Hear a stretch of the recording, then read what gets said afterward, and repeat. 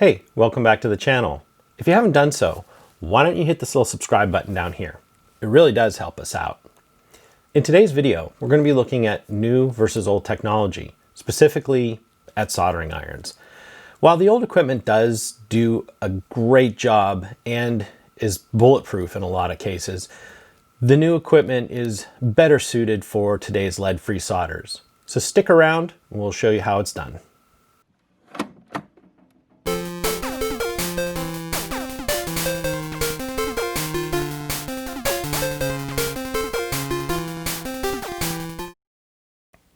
Hey, welcome back to the channel. Today on the bench, as you can see, are a couple new soldering irons. And this kind of marks a bittersweet moment for me. While I always love getting new tools, sometimes you get attached to the old ones. Now this particular Phillips, I think I've said in one of the other videos I've posted, I've personally owned for well over 20 years. This came out of my grandfather's TV repair shop, which, mind you, goes back into, I believe, the 60s. So his shop was full of tubes and old brass cash register and all that kind of, neat old stuff. But as he got older and he decided to retire, he actually gave me 2 of these units. And I believe he gave me this, right around 2000. So that means he had it before that. This is probably a mid-80s soldering iron. And it has been a real trooper for me.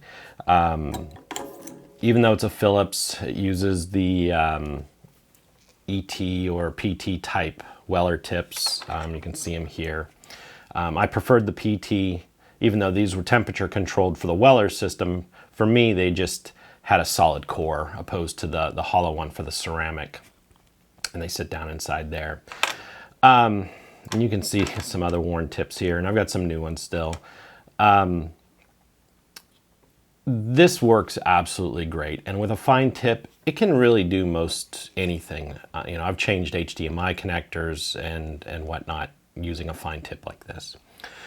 Obviously, you need a hot air station too for some of it, but this works just fine. The real problem was with this one is with new lead-free solders, this system really wasn't set up for it or ever meant for it. And you do get a lot of corrosion and a lot of tip wear. And while these tips are not that expensive, they get beat up pretty good. And you can see from this one, all the residue. And that's actually from changing capacitors in game gears, because that acid just kind of evaporates and it really beats up the tips. Also, with the high temperatures that the lead-free solders require, the high temperatures themselves cause oxidation. So while you're working with it, you might have it set to 400 Celsius or thereabout. I tried to keep it around 350, but these modern boards just need more heat to get anything to move. And I do have things like, low temp solders and different leaded solders, to try to mix with them, to try to bring the temperatures down when I'm repairing a board. The fact is, this soldering iron was built for technology that's not of today. That brings us to this. While this is an inexpensive one compared to some of the industry standards, the Hakko FX-951 is kind of it's inexpensive for what it is. It's digital controlled. Well, there's a few nice features. Like I was saying with this, you have to leave the temperatures up high, and it sits and oxidizes while it's down in the stand. This one, the stand has a switch, so even if you have to have it up at 400 Celsius, when you drop it back down into the cradle, it'll drop down to 250 or 275. I really haven't played with it all that much yet, and it keeps the tip at the tip of the soldering iron at a temperature that the oxidation won't happen as fast. It doesn't burn up the ceramic heater as fast, and you know, there's a lot of benefits. Also, when you pick it up out of the stand, it's quite literally 2 seconds to back up to full temperature. It's pretty much the time it takes to lift it out, dab it in the sponge, and start working. So you don't even have to think of it. Where this one, if I'd reach over the knob and turn it down, you know, it would take probably 15 seconds or 20 seconds to reach over, turn it back up, wait for it to heat up. It's just because of the way it's built and the way it's designed. This particular one, you know, this sleeve comes off to change the tips, and the tips come out like that.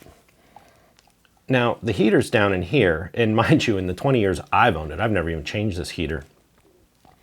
But, you know, this drops down inside, so the heater's in here. It relies just on the pressure and the contact here to heat this metal tip. So heat recovery can actually be a little slow if you hit something that is drawing the heat, like a large circuit board with a big ground plane. So you get a lot of temperature variation also on this tip, which is never good. And not to mention, this whole tube is hot, this tip is hot. So if I'm working on something and I think, wow, I need a big fat chisel tip, well, I really can't change it. I have to wait, I have to let it cool down, I have to spin it off.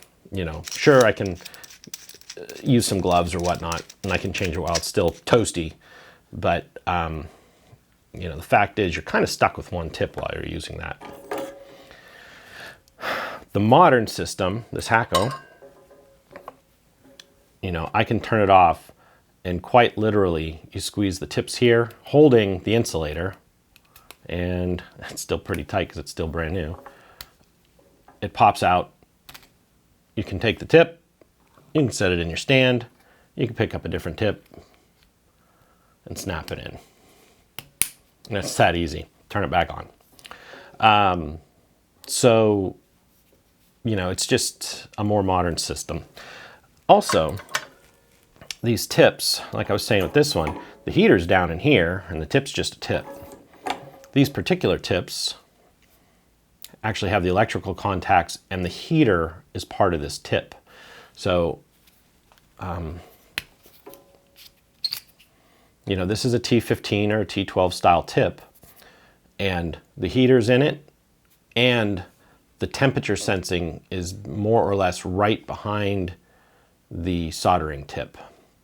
So if this tip cools down, it knows real quick. Where this one, you know, for it to cool down, I'm sure the temperature sensor is halfway down the shaft. So while these tips are more expensive, they should last longer. And with modern electronics, it's really what's needed to maintain, you know, the proper temperatures. So in the next upcoming videos, you're going to see me using this one, and I'll probably do a follow-up review on it. But for now, I'm both very happy to have a modern tool working on our modern circuit boards, but I'm very sad to see this old guy go too. I'll probably retire it to the garage and let it just solder wire and whatnot on motorcycles. So anyway, if you have any questions, why don't you make a comment down below in the description, or below the description, I should say, and give it a thumbs up and subscribe while you're at it. I appreciate you being here. Thanks.